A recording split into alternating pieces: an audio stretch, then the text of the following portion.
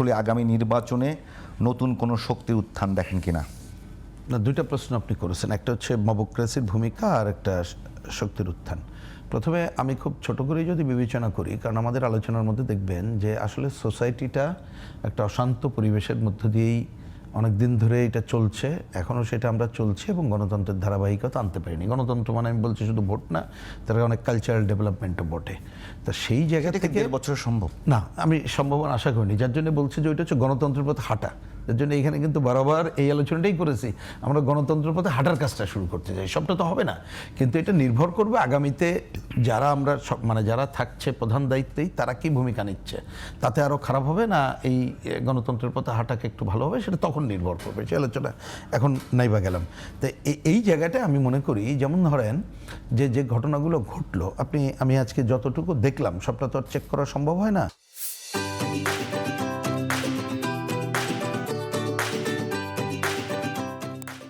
এই যেভাবে পুড়িয়ে দীপুকে মারা হলো, সেইখানে পুলিশ সক্রিয় হয়ে যারা এই ঘটনার সাথে জড়িত অ্যারেস্ট করা অন্য কাজগুলো করছে।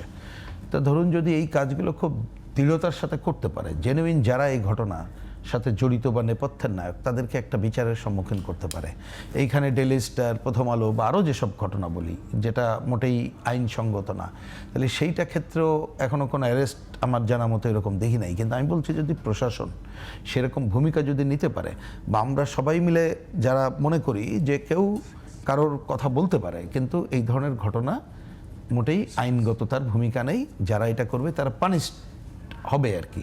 তা সেই জায়গায় যদি অন্ততপক্ষে এখন অন্তর্বর্তীকালীন সরকার এই ঘটনায় এই ভূমিকাগুলো নিতে পারে, তাহলে হয়তো নির্বাচনে আপনি এই ধরনের ভূমিকা অত সামনে আসবে না।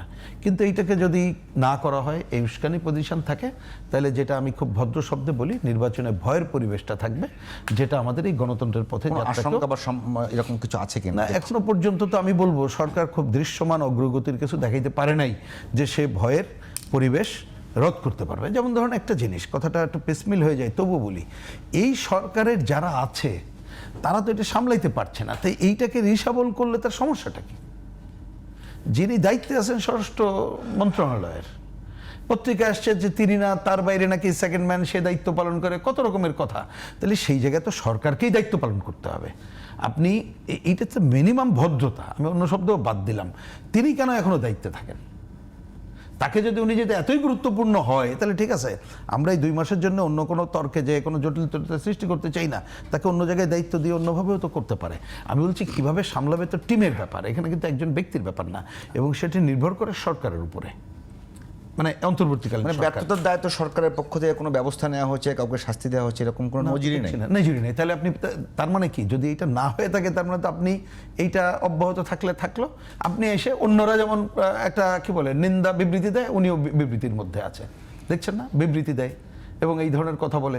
স্রেফ বাইরে আউটসাইডার যেভাবে একজন কথা বলে, ওনারাও সেই ধরনের কথাবার্তা বলেই এই ধরনের ক্ষান্ত হয়। একটা ঘটনা ঘটলে যেমন স্বাভাবিক, অন্যরাও পরিদর্শনে যায়, ওনারাও যেন পরিদর্শনে যাচ্ছে, তাতে তো যার যার দায়িত্ব তো পালন করা হয় না। তো এই কাজগুলো যদি তারা, এখনও সময় আছে, আমরা মনে করি যে এটা করা দরকার, করতেই হবে। না করলে এই যে নির্বাচনী যাত্রার কথা যেটা আমরা বলছি, গণতন্ত্রের পথে যাত্রা, সেটাও কিন্তু খুব এই যে কাটা বিছানো পথ থেকে বাদ দিয়ে খুব ভালো পথে হবে, এখনও নিশ্চিত করে এটা বলার কোনো সময় আসছে বলে আমার কাছে মনে হয় না। এটি হচ্ছে বিষয়ের কথা। আরেকটা দেখুন, নির্বাচনে কি হবে না হবে এটা এখনও পুরো বলার সময় আসে নাই, কিন্তু এটা তো খুবই স্বাভাবিক। আমরা দেখতে পাচ্ছি এইখানে কিন্তু সব মতের ওই রকম দৃশ্যমান প্রতিফলনগুলো এখনও ঘটছে না। এমনকি কার যে প্রকৃতপক্ষে কোন মত, সেইটা এখনও সুনির্দিষ্ট আসছে বলে মনে হচ্ছে না। যার জন্যে আমরা মানে আপনার কথাকে আমি এইভাবে বলতে চাই যে আমরা যেমন ধরুন অনেক কথা বলেছি যে ন্যূনতম লেভেল প্লেইং ফিল্ড শব্দটা ওনাদের, আমরা ব্যবহার করি না, কিন্তু আমি বোঝার জন্য ব্যবহার করলাম। সেটা যদি করতে হয়, তার নির্বাচনকে অন্য অনেক দিক যেমন আছে, যেমন আমরা হয়তো সাধারণভাবে বলতাম বা বলি এখনও যে ইশতেহার যেটা ঘোষণা করবে মানুষ সেটা বুঝে ভোট দেবে, আসলে তো ওই জায়গায় কালচারাল ওই রকম জায়গায় নাই, আপনি এটা আশা করেও লাভ নেই। সুতরাং এটা ভিন্ন মাত্রায় হয়। বরঞ্চ এই জায়গায় যাতে অন্ততপক্ষে ধরেন নির্বাচনে একটা সাম্প্রদায়িকতার কোনো যাতে অপব্যবহার না হয়, নির্বাচনে যাতে আপনি পেশি শক্তির ভূমিকাটা প্রধান না হয়, আপনি টাকার খেলাটাই যাতে প্রধান না হয়, ভয়ের রাজত্ব যাতে প্রধান না হয়, আর প্রশাসনিক কারসাজির সুযোগ যাতে একেবারেই না থাকে, তাহলে আপনি এই কাজগুলো করার ক্ষেত্রে কি দৃশ্যমান ভূমিকা পালন করছেন সেটাই দেখার ব্যাপার।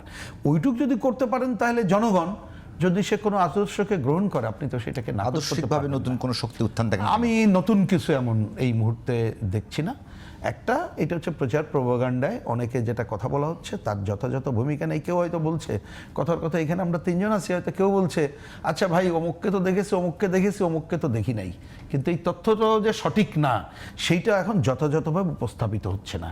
সেই কারণে আরেকটা মনস্তত্ত্ব তৈরি। এখন তো একটু খেয়াল করবেন, এই যে এখন যে সোশ্যাল মিডিয়া এআইয়ের কথা বলা হয়, এআই কিন্তু খালি ছবি এঁকেও হয় না, ও কিন্তু একটা মনস্তত্ত্ব তৈরি করে। তা আপনি এই ধরনের মনস্তত্ত্ব নির্বাচনের মধ্যে দিয়ে তৈরি করে তখন কিছুটা প্রভাব থাকলে থাকবে না তা আমরা মনে করি না। এটা থাকাটাই স্বাভাবিক, কারণ এখন যেটা হচ্ছে যেমন দেখবেন এখন ফেসবুক এমন জায়গায় চলে গেছে যে কথার কথা আপনি মনে মনে চিন্তা করলেন যে কোনো একটা বিষয় খাবারের জিনিস আপনি খুঁজতেছেন, অটো তো সামনে চলে আসে। অটো চলে আসে। তাহলে দেখেন আপনি জিনিসটা তখন কিন্তু আপনি না চাইলেও একটা আপনাকে মানসিকভাবে প্রভোগ করছে, আপনার অপ্রয়োজনীয় হচ্ছে এটা একটু বলে দিই এগুলো আমি তো দেখছি যে হইতেছে অহরহ।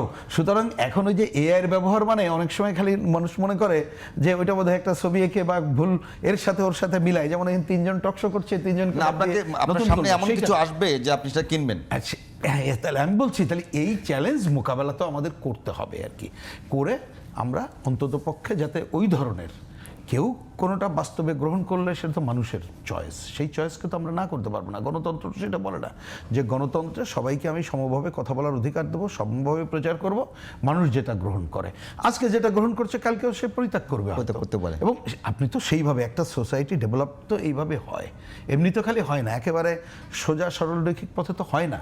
বরঞ্চ আমাদের কাছে এই বিবেচনাটা করা দরকার যাতে করে এই ধরনের কোনো অপব্যবহার না হয়, যাতে মানুষ ভুল বুঝে ভুল পথে সে যা করবে জেনে বুঝে করবে। যেমন এইটা বলি শেষ করি, যেমন ধরেন আমরা ওই সেই 90 দশকের প্রথম দিকে টেকনাফ থেকে তেঁতুলিয়া 5টা অঞ্চলে হেঁটে আসছিলাম 23 দিন ধরে, রনির তো নিশ্চয়ই মনে আছে, একেবারে হেঁটেই কিন্তু যে আমার ভোট আমি দেবো, যাকে খুশি তাকে দেবো। পরে কিন্তু এটা তো চেঞ্জ হয়ে মানুষের ডেভেলপমেন্ট, আমার ভোট আমি দেবো, জেনে বুঝে যাকে ভালো মনে করি তাকে ভোট দেবো, জেনে বুঝে শব্দটা আসছে। তা আপনি যখন উন্নততর জায়গায় যাবেন তো ওই জায়গায় তো আসতে হবে। তা সেইটা করার জন্য আমরা একটা সম সুযোগের জায়গাটা সবাই মিলেই যদি না করি তাহলে নানা ধরনের অপব্যবহারের মধ্য দিয়ে নানা ঘটনা ঘটতে পারে। সেটাই মানুষের প্রকৃত ইচ্ছার প্রতিফলন, এমনটি ভাবার কোনো কারণ আছে বলে আমার মনে হয় না।